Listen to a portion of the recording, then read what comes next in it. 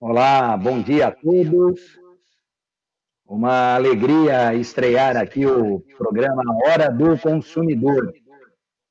Agora o consumidor tem hora também na plataforma digital, aqui, streaming, enfim, um canal colocado à disposição para levar informação, orientação, esclarecimento de dúvidas, e é importante que haja participação de você, o web espectador, web telespectador, internauta que nos acompanha aqui neste canal. Olha lá, pode assistir ao vivo a programação pelas redes sociais, Facebook, YouTube, Periscope, Twitter, site, aplicativo, tudo no TV, tudo Praia Grande e Litoral. Então é nessa plataforma que estamos, nessa plataforma que nos colocamos aqui à disposição para levar informação, orientação, esclarecimento de dúvidas ao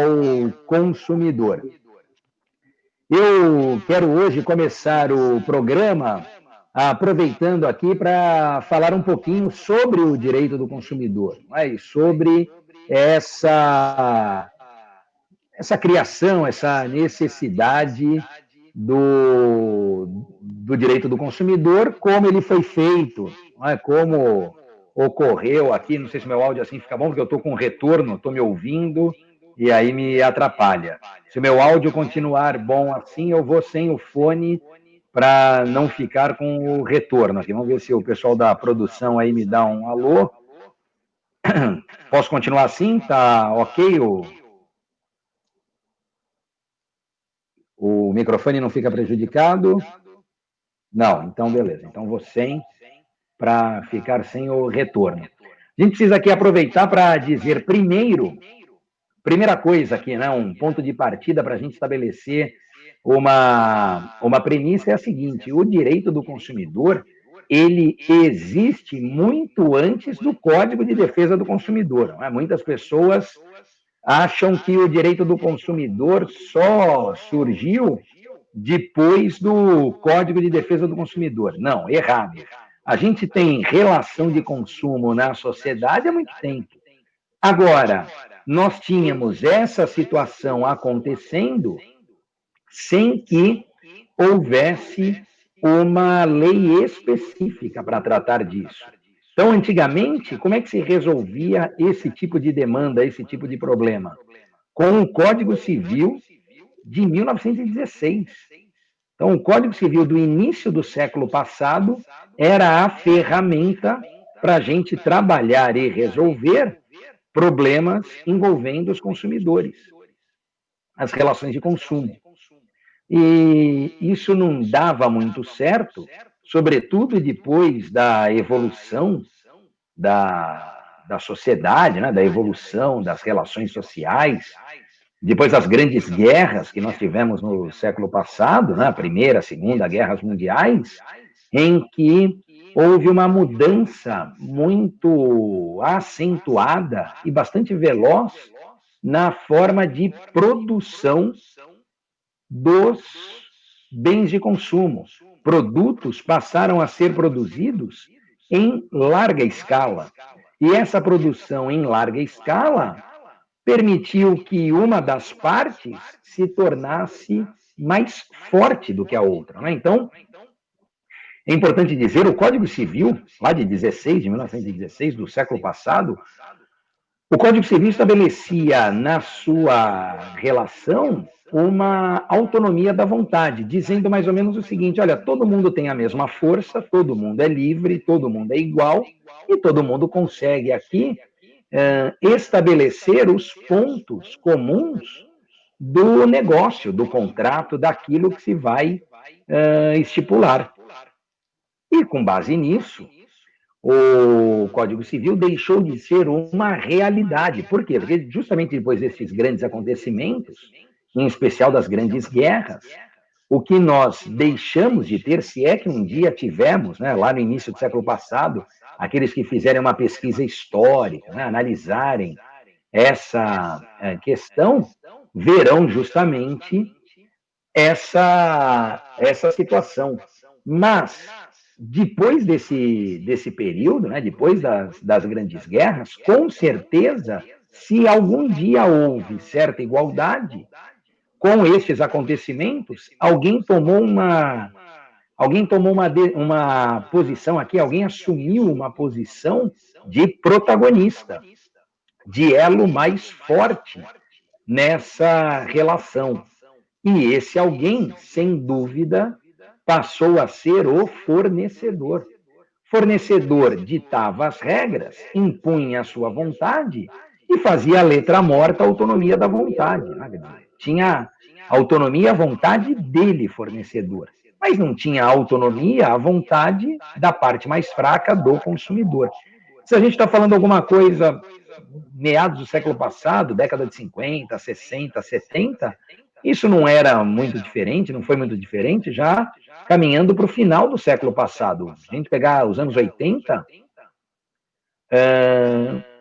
era intuitivo, né? Ou, ao menos de uma fácil percepção, que os grandes grupos, os fornecedores, eles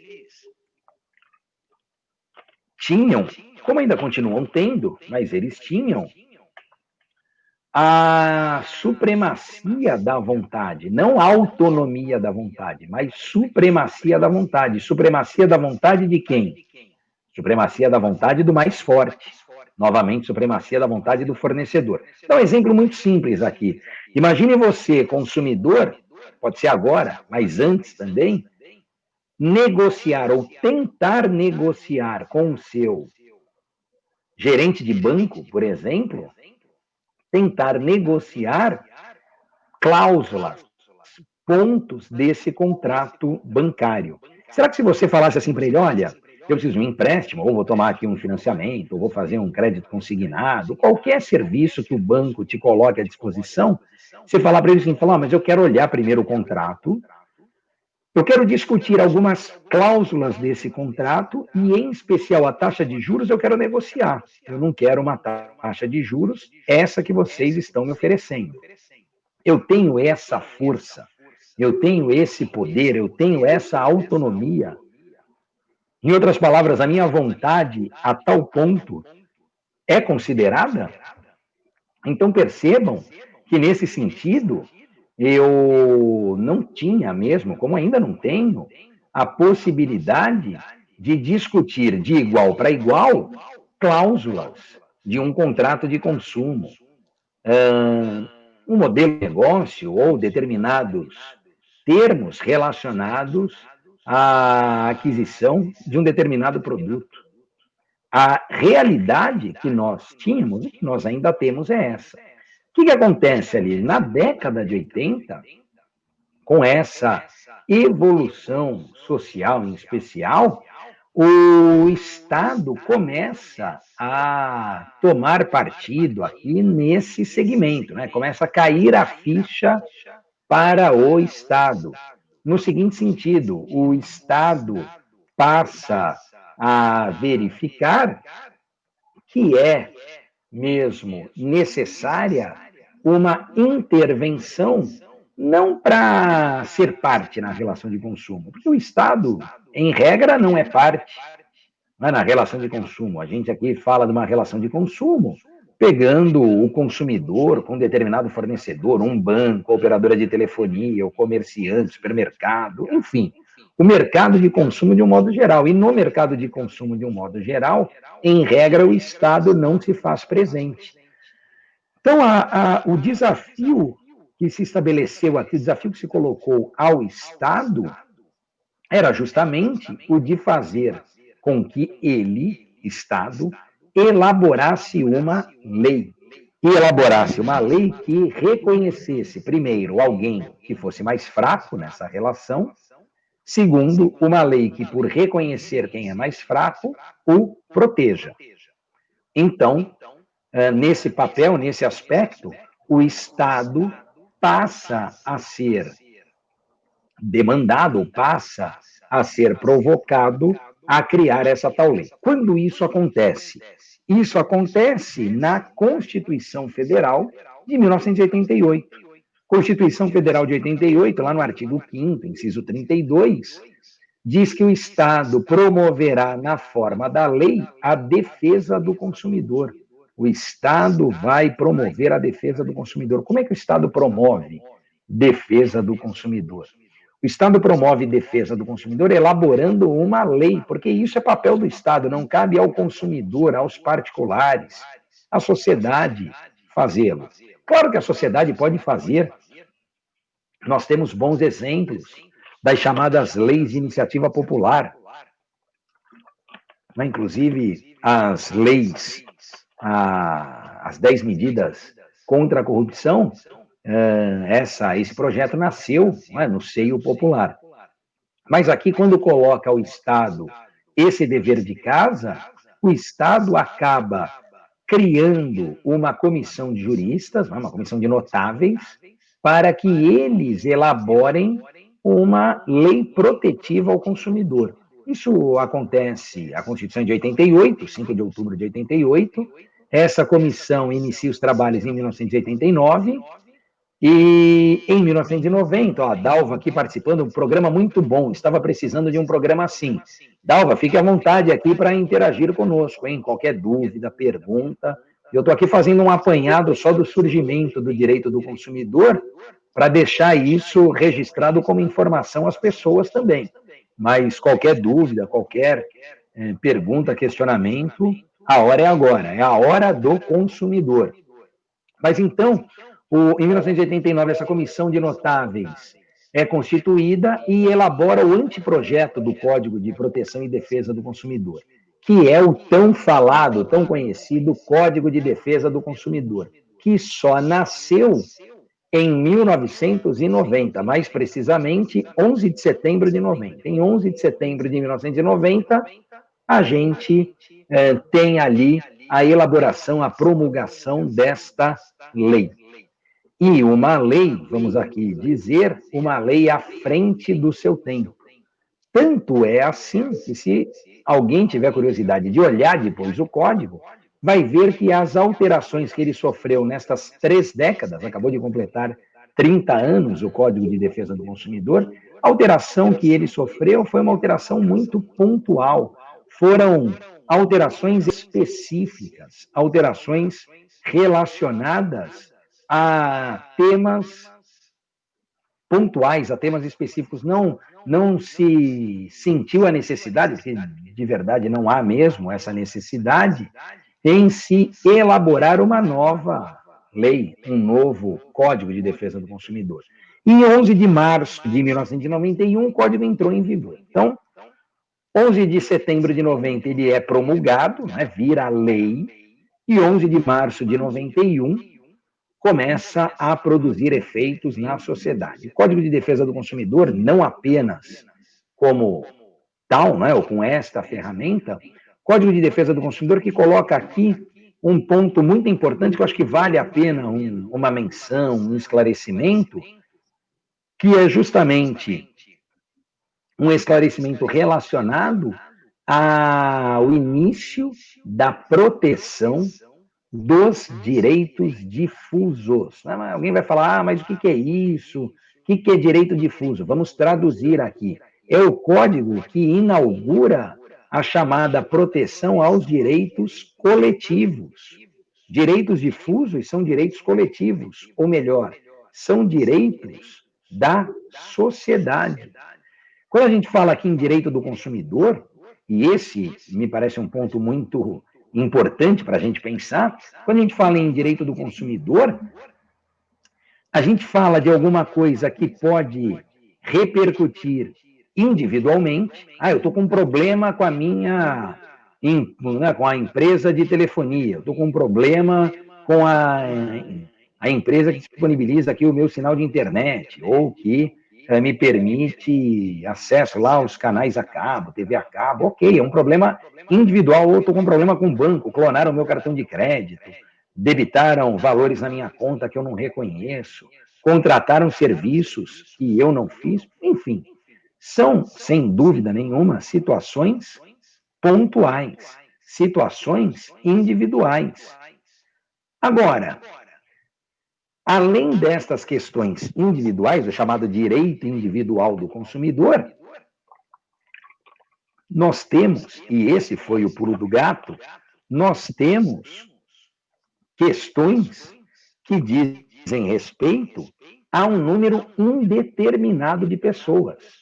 Por exemplo, um aumento exacerbado da tarifa do transporte público, da tarifa de pedágio, ou uma contaminação, como aconteceu recentemente naquele caso envolvendo a cervejaria de Minas Gerais, né?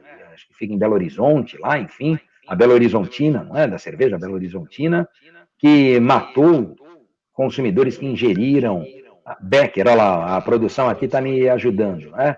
A cerveja era a Becker, né? E a Belo Horizontina faz parte, enfim, mas nesse caso em especial, ali nós tivemos consumidores que morreram por conta da ingestão desse produto. Outros que ficaram com sequelas, né? Com problemas sérios, severos de saúde. E muitos outros que foram expostos a esta situação, porque afinal de contas a cerveja não estava à venda em um único local, para um único grupo de consumidores, não.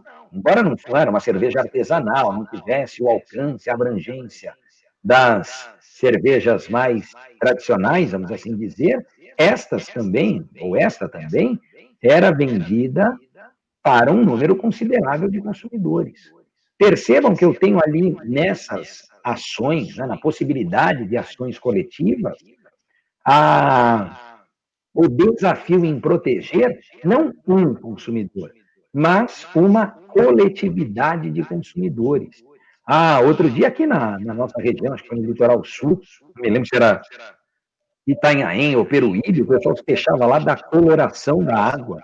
Aí aquela água era distribuída para alguns bairros desse município, atingindo um número também considerável de consumidores. O Código de Defesa do Consumidor, mais do que proteger, né, mais do que criar essa proteção ao consumidor, o Código ele também estabelece ferramentas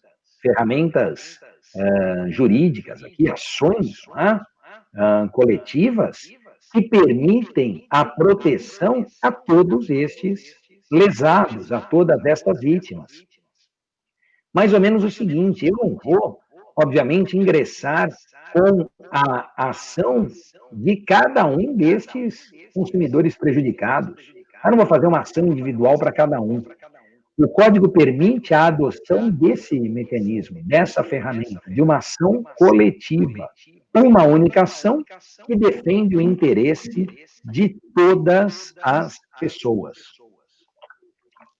ou de todos aqueles que têm algum tipo de vínculo, algum tipo de relação com aquela situação. Então, esse também é um ponto aqui importante para a gente pensar nessa possibilidade de se reconhecer um avanço ao direito do consumidor, ao Código de Defesa do Consumidor. Não apenas que protege, ou veio para proteger o mais fraco, o consumidor, mas também porque cria ferramentas que permitem a utilização de uma ação coletiva, de uma ação que vai resolver o problema não de um, mas de dezenas, centenas de milhares de pessoas. E isso é muito positivo e bastante produtivo no dia a dia no dia a dia dos consumidores. Bom, eu não sei se tem alguma pergunta aqui, se tem alguma dúvida, algum outro questionamento, mas, de qualquer forma, nessa primeira abordagem, nessa análise, né, falando do Código de Defesa do Consumidor, o Código de Defesa do Consumidor também trouxe, não é, ou permitiu a criação do chamado Sistema Nacional de Defesa do Consumidor. E, por isso, muitos municípios, estados membros, né, os estados federados, criaram os seus PROCONs. Aqui em Santos, aproveitando para falar do PROCON de Santos, aqui em Santos, antes do PROCON, nós tivemos ou nós tínhamos, não é? O chamado SIDOC, que era o Centro de Informação, Defesa e Orientação do Consumidor. Este Centro de Informação, Defesa e Orientação do Consumidor era anterior ao Código de Defesa do Consumidor. Falei para vocês aqui, o Código é de 11 de setembro de 90.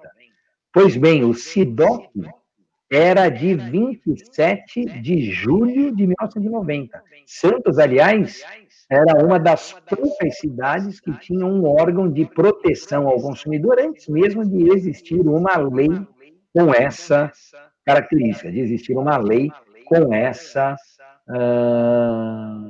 essa qualidade. Tá?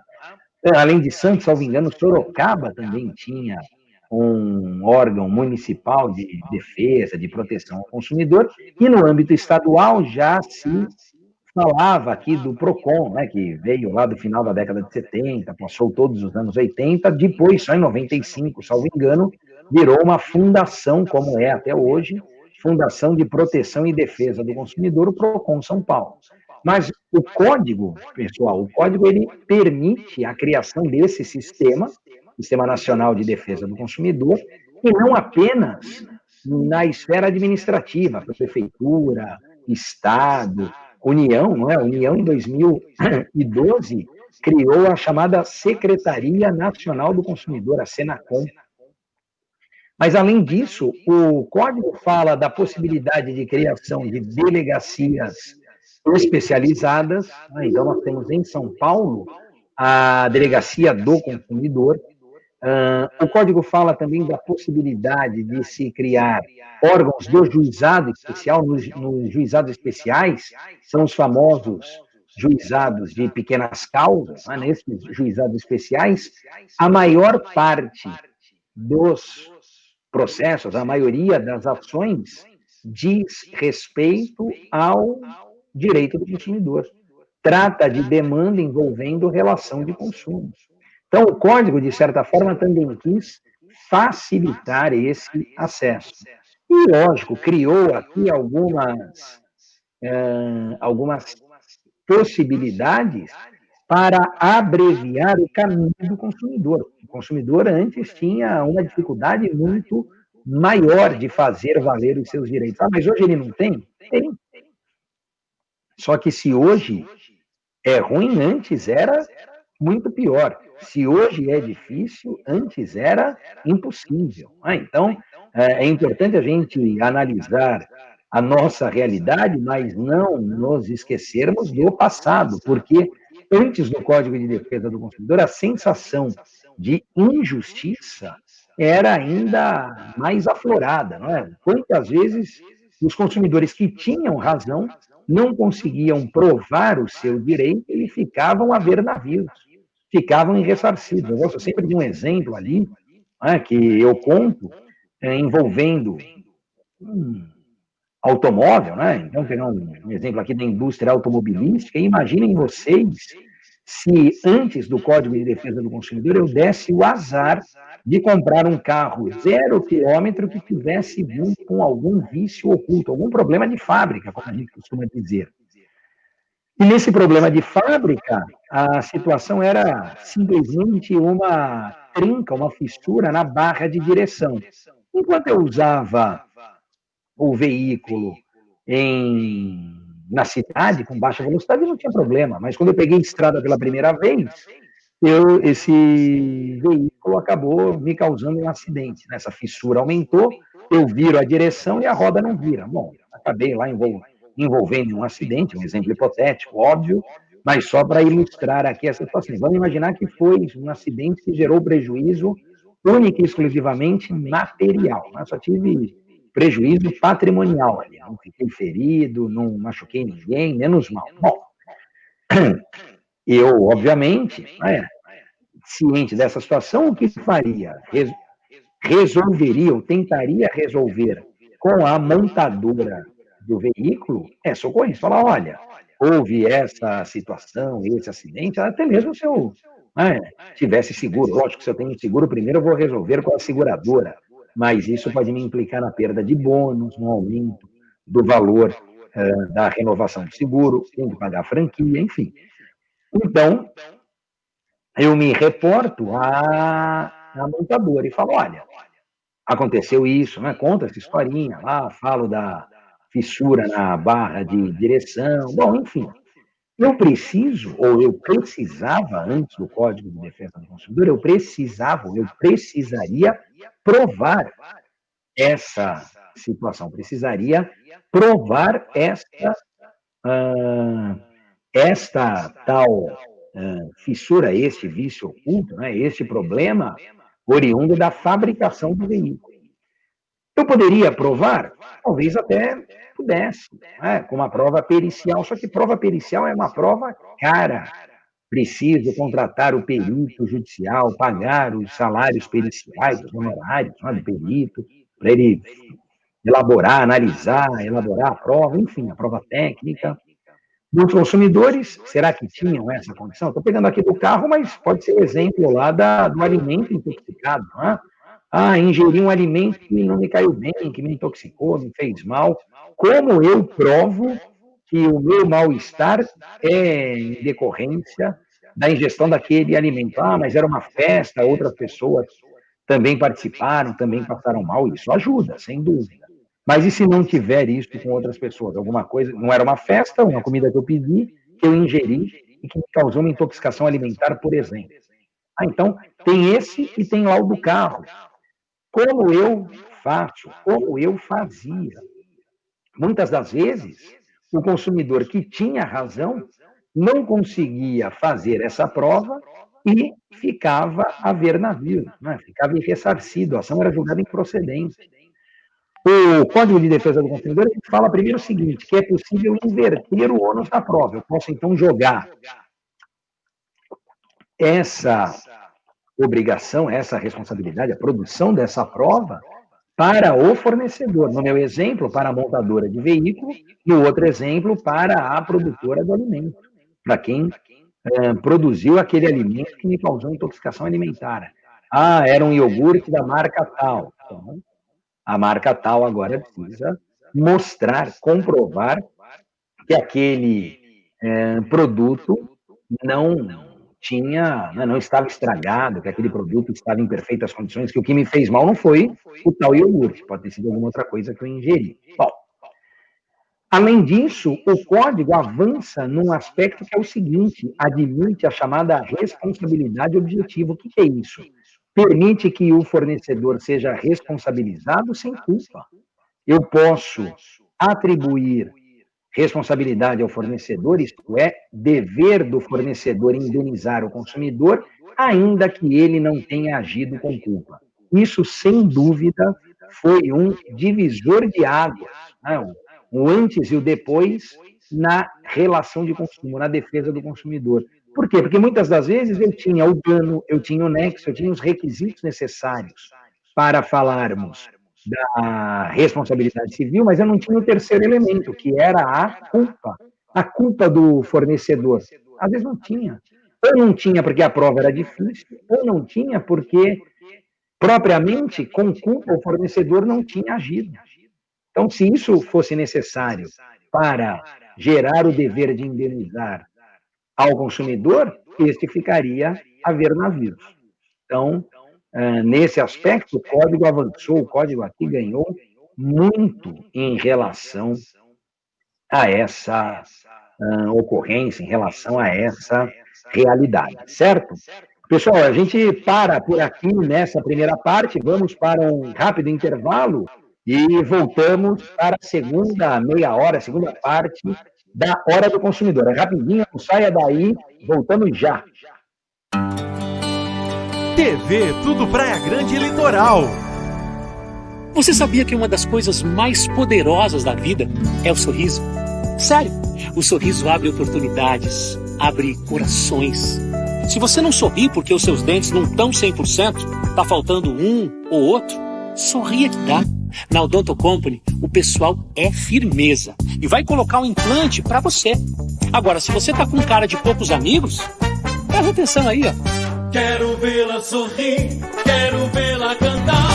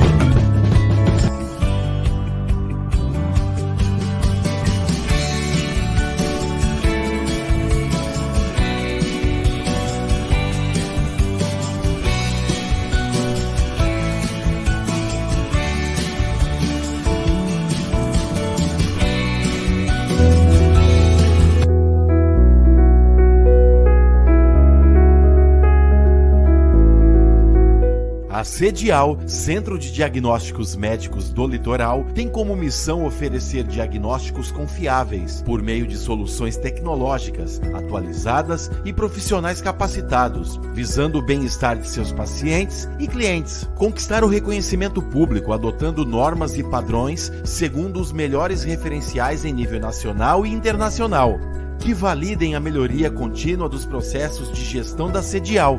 Exames realizados: densitometria óssea, ecocardio Doppler Color, eletrocardiograma, endoscopia digestiva alta, Holter, mamografia digital, mapa, raio-x digital. A única em Praia Grande a realizar o exame panorâmica, membros inferiores e panorâmica coluna vertebral, teste ergométrico, ultrassom ou ecografia, ressonância magnética, colonoscopia. Sedial, Rua Sebastião de Oliveira, 47, no Boqueirão, em Praia Grande. Para mais informações, ligue 3476-6161.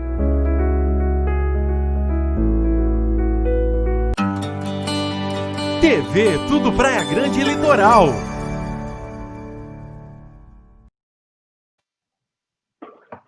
Aqui estamos, de volta, hein? Deixa eu tirar o meu retorno aqui, não fico me ouvindo, mas vocês aí estão me ouvindo bem. Então já foi a nossa primeira parte aqui, a nossa primeira meia hora do programa Hora do Consumidor, tá? E é importante que você participe conosco, interaja, mande sua pergunta, dúvida, questionamento. Esse espaço tem como finalidade esclarecer as dúvidas, orientar o consumidor, enfim, servir aqui de canal, né? Um canal para que o consumidor faça as suas perguntas, tire as suas dúvidas, enfim, interaja conosco pelos vários canais da TV, tudo Praia Grande e Litoral, aqui, TV Tudo Praia Grande e Litoral, TV Web, né? Estou vendo aqui o símbolo, por isso eu queria falar direitinho também, deixar registrado aqui o nosso canal na TV Tudo Praia Grande e Litoral. Então, pessoal, a gente falou aqui, já vimos, né, o surgimento do direito do consumidor, o Código de Defesa do Consumidor,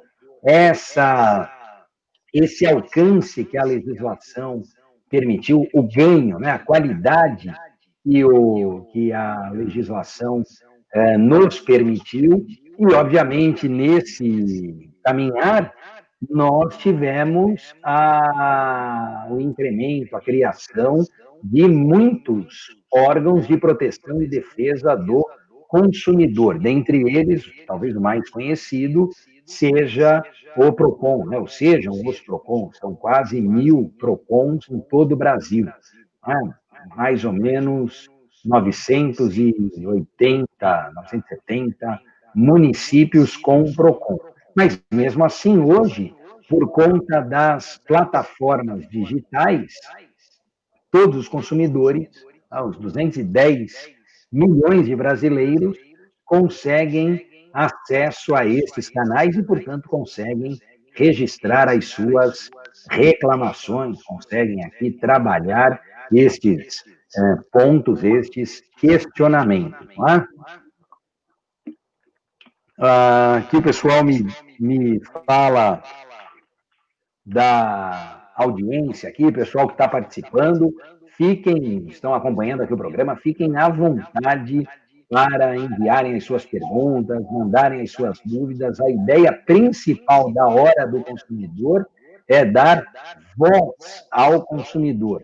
Até porque eu quero aproveitar nesse tempo que nos resta aqui, pouco mais de 20 minutos, dizer a você que nos acompanha, que é certamente consumidor, né? Todos nós somos consumidores, então dizer, e aqui já compartilhar um pouquinho também dessa experiência, falamos ali, a primeira parte foi mais teórica, digamos assim, quase que uma aula, acho que é mal de professor isso, mas, de qualquer forma, nessa segunda parte, aqui nesse segundo tempo que a gente tem, acho que a gente pode aproveitar para analisar a questão mais próxima da nossa realidade, mais próxima do nosso dia a dia. E aí eu lanço um desafio a você, que é o seguinte: você já parou para pensar a dificuldade que é reivindicar direitos no Brasil. Não falo só do direito do consumidor, não. Os direitos de um modo geral. Mas aqui, óbvio, a gente vai trabalhar, vai analisar, concentrar no direito do consumidor. Muitas das vezes, os consumidores que buscam o PROCON, enfim, os consumidores que se dirigem a algum órgão de proteção e defesa do consumidor, muitos deles, antes, já esgotaram as tratativas e as tentativas de resolução com a empresa pelos canais oficiais. Ou seja, consumidor, eu estou com um problema com o banco X. Consumidor falou com o gerente, mandou e-mail para o gerente, ligou para o 0800 do banco, falou no SAC, que é o Serviço de Atendimento ao Cliente, o Serviço de Atendimento ao Consumidor, foi para a ouvidoria, só que a gente já listou 5 canais, né, que eles chamam de canais entrantes.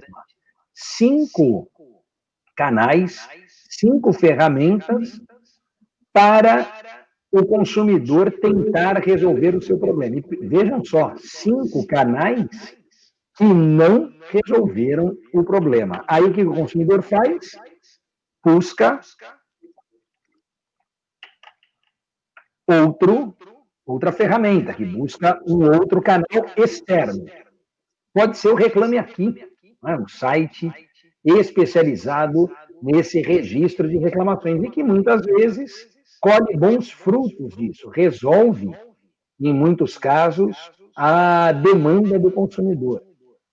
Paralelamente, ou concomitantemente ao Reclame Aqui, o consumidor registra a reclamação no PROCON da sua cidade, no órgão de proteção e defesa do consumidor. Ou, minha cidade não tem PROCON, ele registra na Fundação PROCON, no âmbito estadual. Tudo bem também. E aí entra uma questão aqui interessante, só para a gente deixar isso registrado com vocês. 5 canais do fornecedor não resolvem o problema. Por que quando entra o, vamos chamar assim, o canal PROCON, para não falar do Reclame Aqui, que também resolve, quando entra o canal PROCON, o fornecedor resolve. Não é um contrassenso isso? Eu, se sou fornecedor, o que eu vou fazer? Eu vou tratar de resolver o problema quando ele está ao meu alcance, ou quando ele está interno. Um problema com uma tarifa lá da cesta de serviços, falando do banco, ou da anuidade do cartão de crédito, ou de um débito que o banco fez, sei lá, de um boleto gerado, seja lá o que for.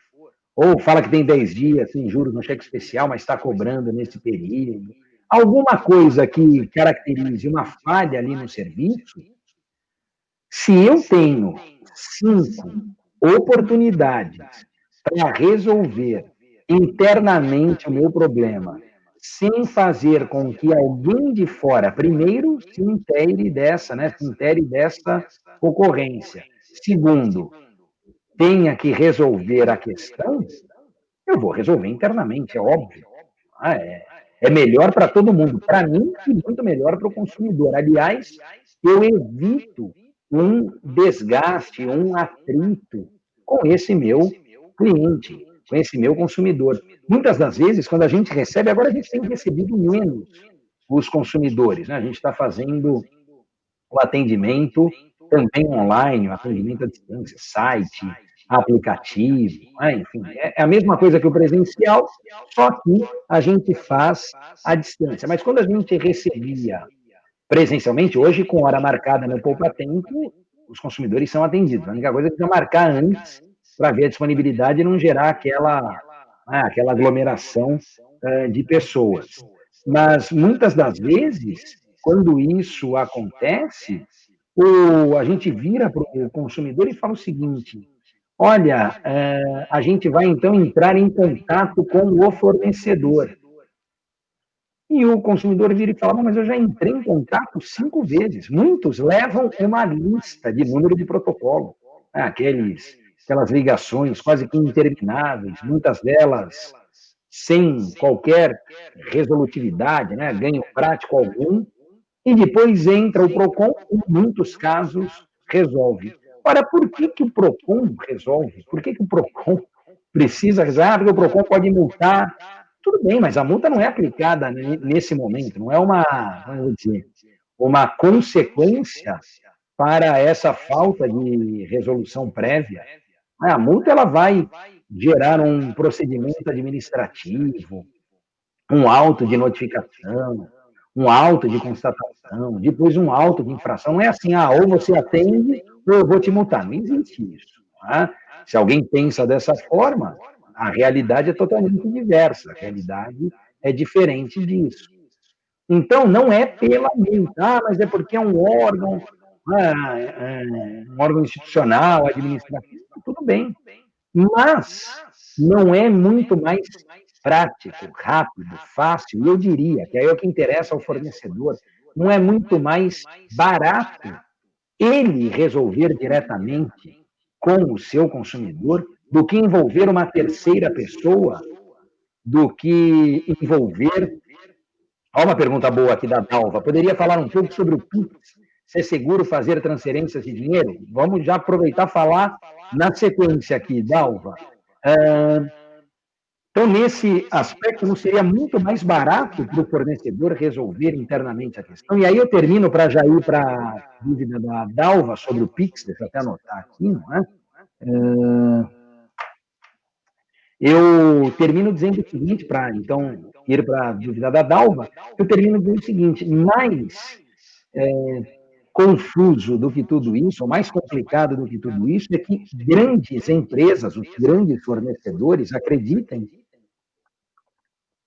eles trabalham canais de atendimento diferenciados, ou seja, eu listei aqui antes 5 canais de atendimento, e quando o PROCON entra na jogada, tem um canal que atende PROCON, e aí um canal com mais autonomia, com mais elasticidade, pessoas também mais bem preparadas, que têm um poder de decisão e de solução maior. Então, tudo isso precisa ser repensado, precisa ser melhor pensado para que os outros canais ganhem em efetividade. Bom, entrou pelo 0800, entrou pelo saque, entrou pela ouvidoria, resolve.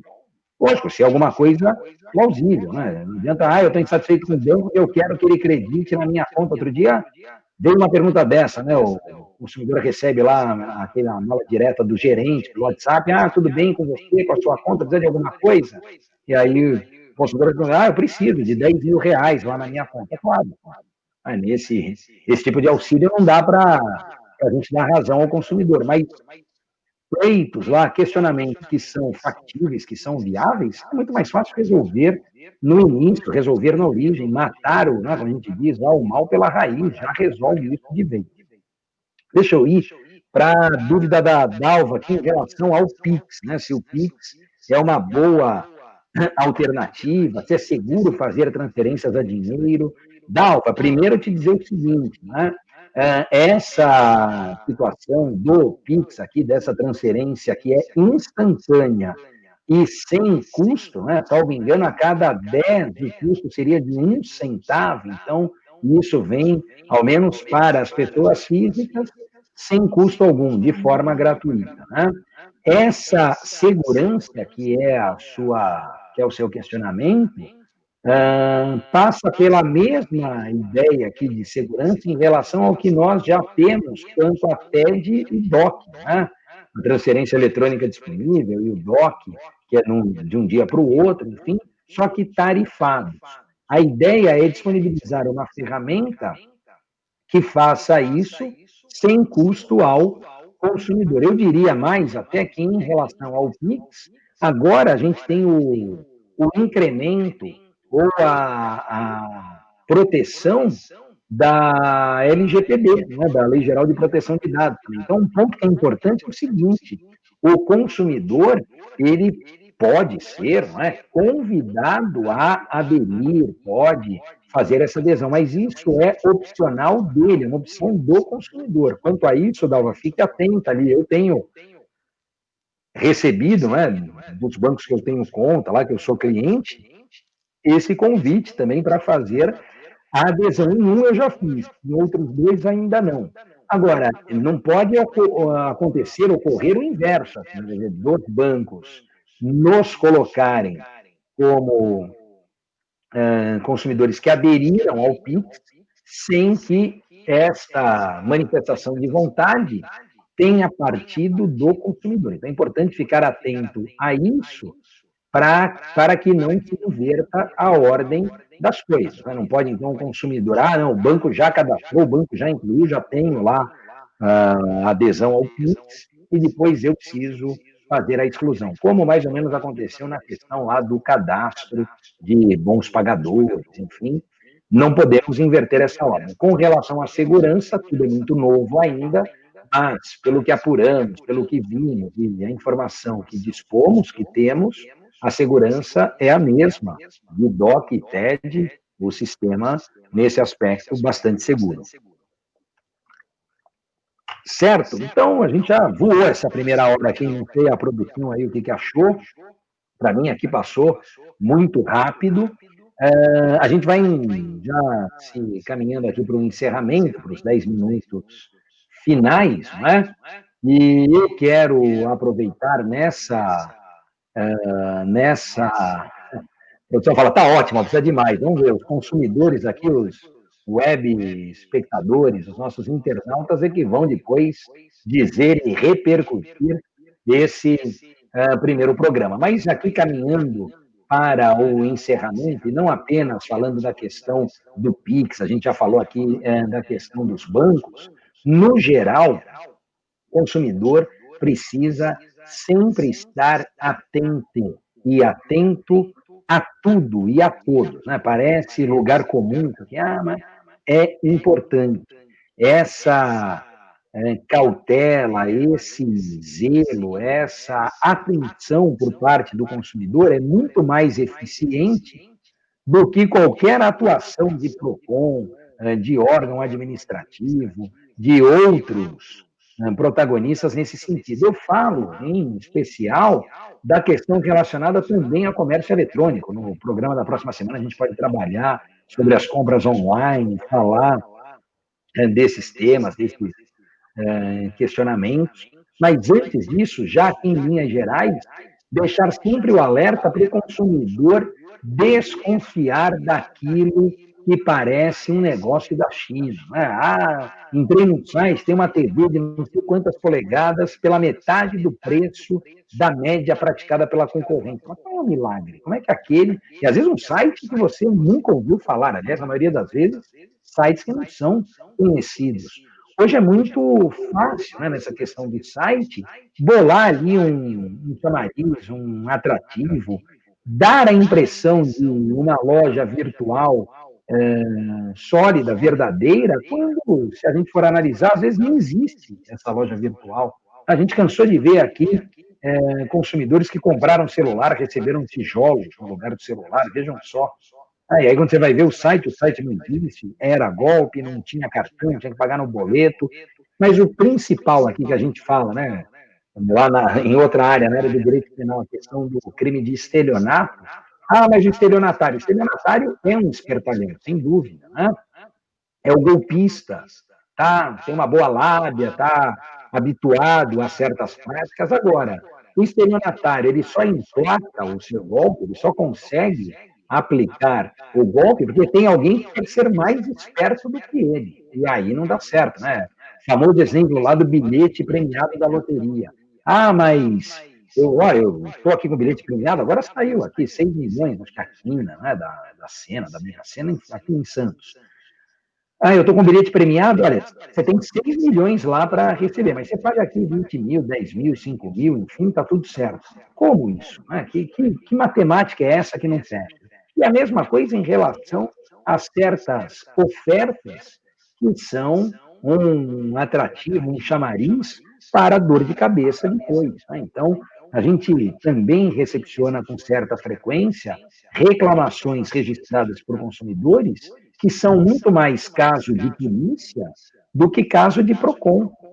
Por quê? Porque são empresas relacionadas a golpes, empresas que dão golpes na praça e que acabam, obviamente, atingindo e também gerando este prejuízo, aplicando este golpe aos consumidores. Então, um aspecto aqui que eu sempre aproveito nas minhas falas para enfatizar é a questão do preço, da média de preço. E acho que o programa aqui pode servir também para que os internautas, os telespectadores que nos acompanham, adquiram novos hábitos, mudem os hábitos existentes. Eu sei que a mudança de hábito nunca é fácil, a mudança de hábito sempre requer tempo, mas um aspecto relevante, um aspecto interessante é o de se visitar o site do PROCON, pode ser o do PROCON da sua cidade, preferencialmente da Fundação PROCON do Estado de São Paulo,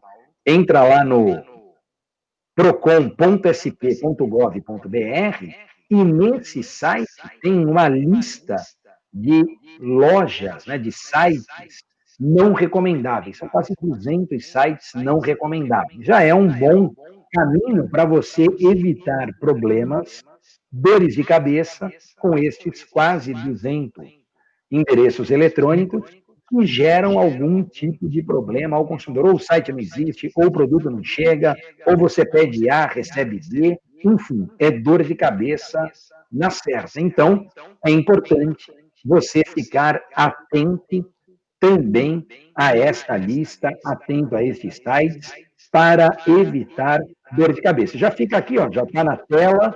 Eu sei que quem está acompanhando, falei de mudar os hábitos, de adquirir novos hábitos, um deles será certamente o nosso encontro às terças-feiras, toda terça, 10 da manhã, programa Hora do Consumidor. Já colocando até o tema aqui, compras online. Então, a gente tem uma hora de programa, a gente faz a metade, um pouco mais, e aí depende sempre da participação dos telespectadores, falando das compras online, e assim a gente vai pautando os próximos programas e criando esse hábito de nos encontrarmos e trocarmos estas experiências às terças-feiras, sempre às 10 horas da manhã. Certo? Eu acho que o meu tempo aqui está dando, a grade da programação é extensa, né? Tem muitos programas, sempre informação de qualidade, sempre novidade, fresquinho aqui, chegando para você. Então, no nosso programa de estreia da Hora do Consumidor, eu vou encerrando, vou parando por aqui, fica o convite para vocês assistirem ao vivo toda a programação pelas redes sociais, Facebook, YouTube, o Periscope, Twitter, site, aplicativo, é só você procurar TV, tudo Praia Grande e Litoral. Certamente você ficará bem acompanhado, bem informado com essa vasta programação. Quero agradecer aqui a maciça audiência, a programação, aqui a equipe técnica me passou aqui, muitos telespectadores, consumidores acompanhando, então essa é a melhor resposta que a gente espera ter, né, precisa ter, e serve tudo isso de energia, combustível, para a gente seguir com os próximos programas. Fica aqui meu grande abraço, a minha saudação a todos e um bom início de semana, aí, uma boa semana a todos e até o próximo Hora do Consumidor, ok? Espero que tenham gostado, depois interajam aqui conosco, né? Falando e compartilhando as experiências de vocês. E ao longo da semana, mandem perguntas, dúvidas, que a gente traz tudo para o programa da próxima terça. Nosso encontro, então, é no dia 27, eu espero por todos vocês aqui, 27/10, próximo programa da Hora do Consumidor. Valeu, pessoal, um grande abraço e até lá!